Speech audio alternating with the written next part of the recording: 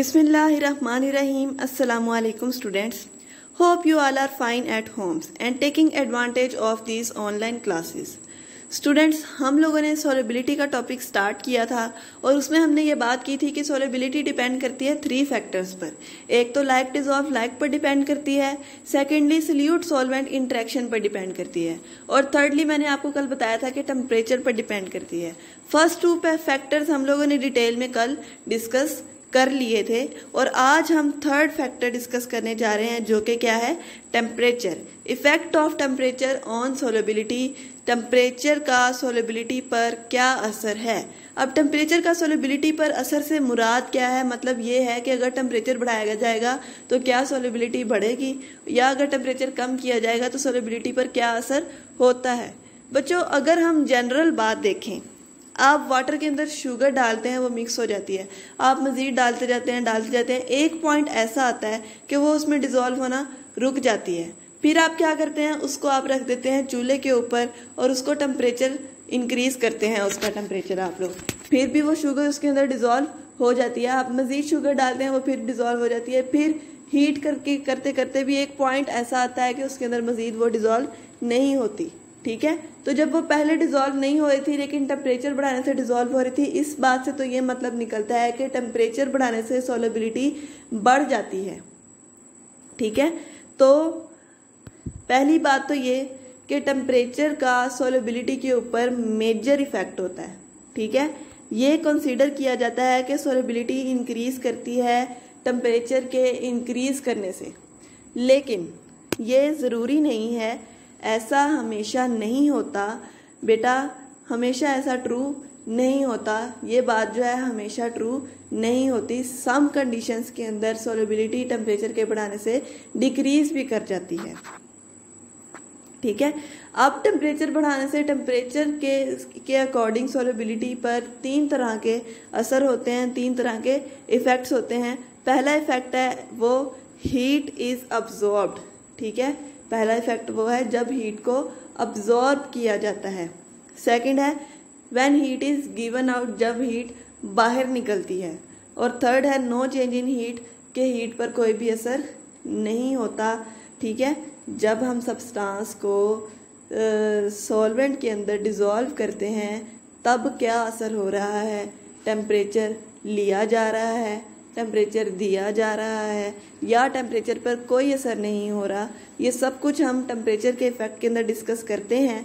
ठीक है, इससे हमें ये क्लियर हो जाएगा कि टेम्परेचर के बढ़ने से आया सोलेबिलिटी बढ़ती है, कम होती है, या क्या होता है। ठीक है, तो ये बात आप क्लियर रखें कि ये बात हमेशा ट्रू नहीं होती कि सोलेबिलिटी टेम्परेचर बढ़ाने से बढ़ती है। होता है ऐसा ही है, मोस्टली केसेस के अंदर ऐसा होता है, लेकिन कुछ केसेस के अंदर ऐसा नहीं होता। 3 तरह की कंडीशंस होती हैं, या तो वो इंक्रीज करती है, या फिर डिक्रीज करती है, या फिर कोई असर नहीं होता। तो टेम्परेचर के अकॉर्डिंगली 3 तरह के इफेक्ट्स शो किए गए हैं। एक वो है जिसके अंदर हीट अब्जॉर्ब होती है, दूसरा वो है जिसके अंदर हीट निकलती है, और तीसरा वो है जिसमें हीट के ऊपर कोई भी असर नहीं होता, कोई भी चेंज नहीं आता। पहला factor when heat is absorbed, एक एग्जाम्पल से आपको समझा रही हूँ। आपकी बुक में भी ऐसे ही बताया गया है कि KNO3 और NaNO3 और KCl, जब इस तरह के सब्सटेंसेस को वाटर में डिजोल्व किया जाता है तो क्या होता है? टेस्ट ट्यूब ठंडी हो जाती है। जब इस सब्सटेंसेस को वाटर में डिजोल्व किया जाता है तो टेस्ट ट्यूब ठंडी हो जाती है। इसका मतलब क्या है? टेस्ट ट्यूब ठंडी होने का मतलब क्या है कि हीट टेस्ट ट्यूब से अब्जॉर्ब की है। उस रिएक्शन ने जब सल्यूट को सॉल्वेंट के अंदर डिजोल्व किया गया तो हीट जो सी है वो अब्जॉर्ब की गई है, हीट इर्द गिर्द से यूज की गई है, जिससे क्या होता है? टेस्ट ट्यूब ठंडी हो जाती है। और टेस्ट ट्यूब का ठंडे होना, हीट का अब्जॉर्ब होना क्या होता है? ये एक एंडोथर्मिक प्रोसेस होता है। क्या होता है? सॉल्वेंट के अंदर हमने सल्यूट डाला और उसने इर्द गिर्द से हीट को यूज किया और उससे क्या बन गया? सोल्यूशन। और ये क्या होता है? एंडोथर्मिक प्रोसेस होता है। ठीक है, सोलेबिलिटी इंक्रीज करती है टेम्परेचर के इंक्रीज करने से, यानी कि पहले उसका टेम्परेचर, सोल्यूशन का टेम्परेचर बच्चों बड़ा है। जो टेस्ट ट्यूब ठंडी हुई है, टेस्ट ट्यूब उसका इन्वायरमेंट है, टेस्ट ट्यूब उसका इर्द गिर्द का माहौल था, जिसको उसने हीट को यूज करके ठंडा कर दिया और वो बजाते खुद क्या हो गया? गर्म हो गया। ठीक है, बजाते खुद उसका टेम्परेचर बढ़ा है और सॉल्युबिलिटी इंक्रीज किया, यानी कि वो सब्सटेंस उसके अंदर डिसॉल्व हो गया। तो solubility increase with the increase in temperature. Heat is required to break the forces, मतलब कि सोल्यूट को सॉल्वेंट के अंदर मिक्स करने के लिए, सोल्यूट की अट्रैक्टिव फोर्सेस को तोड़ने के लिए हमें यहाँ पर हीट की ज़रूरत थी। और वो हीट कहाँ से आई? इर्द गिर्द के माहौल से आई, उसकी सराउंडिंग्स में से आई। और जब उसने सराउंडिंग्स में से उस हीट को अब्जॉर्ब किया तो उससे क्या हुआ? सराउंडिंग का टेम्परेचर कम हो गया और हमें टेस्ट ट्यूब ठंडी फील हुई। ठीक है। सेकंड है वो प्रोसेस जिसमें हीट बाहर निकलती है। पहला प्रोसेस था जिसमें हीट अब्जॉर्ब हुई, तो अब्जॉर्ब होने से इसका इर्द गिर्द का माहौल क्या हो गया? ठंडा हो गया। अब ये क्या है? जब हीट दी जाएगी, ठीक है, तो उसके अंदर दो एग्जांपल दी गई हैं, Li2SO4 एंड Ce2SO4 3 टाइम्स को जब वाटर के अंदर डिजोल्व किया जाता है तो टेस्ट ट्यूब गर्म हो जाती है। ठीक है, इसका मतलब क्या है? टेस्ट ट्यूब गर्म होने का मतलब यह है कि उसने हीट सराउंडिंग को दी है, जिसकी वजह से टेस्ट ट्यूब क्या हो गई? गर्म हो गई। और ये क्या है? Exothermic process. ठीक है, इसमें इसने हीट को अब्जॉर्ब नहीं किया, यानी कि टेम्परेचर को उसने गेन नहीं किया, जबकि इसने टेम्परेचर को सराउंडिंग द एनवायरनमेंट इंक्रीज किया है, जिसकी वजह से क्या हुआ है?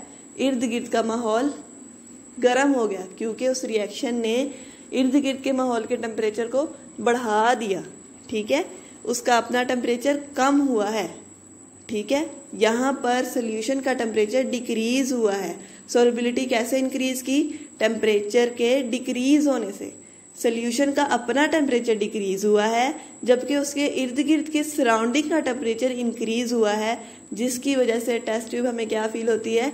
गर्म होती है, क्योंकि सोल्यूशन ने हीट को बाहर निकाला है, गिव आउट किया है, तो उससे वो क्या हो जाएगी?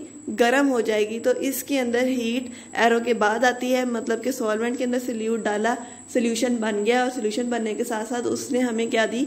हीट दी, जिसकी वजह से टेस्ट ट्यूब भी हमारी गर्म हो गई। सोल्युबिलिटी क्या हुई है इस केस के अंदर?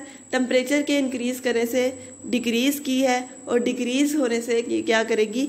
इंक्रीज करेगी। और attractive forces among the solute particle के अंदर अट्रैक्टिव फोर्सेस वीक थी, और जबकि सोल्यूट सॉल्वेंट इंटरेक्शन ज्यादा थी।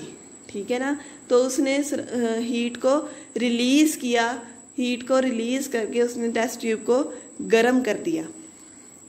उसके बाद लास्ट कंडीशन है जब कोई भी चेंज नहीं आता। फॉर एग्जाम्पल, आप साल्ट को, नमक को आप जब वाटर के अंदर डिसॉल्व करते हैं, क्या वो ठंडा या गर्म हो जाता है?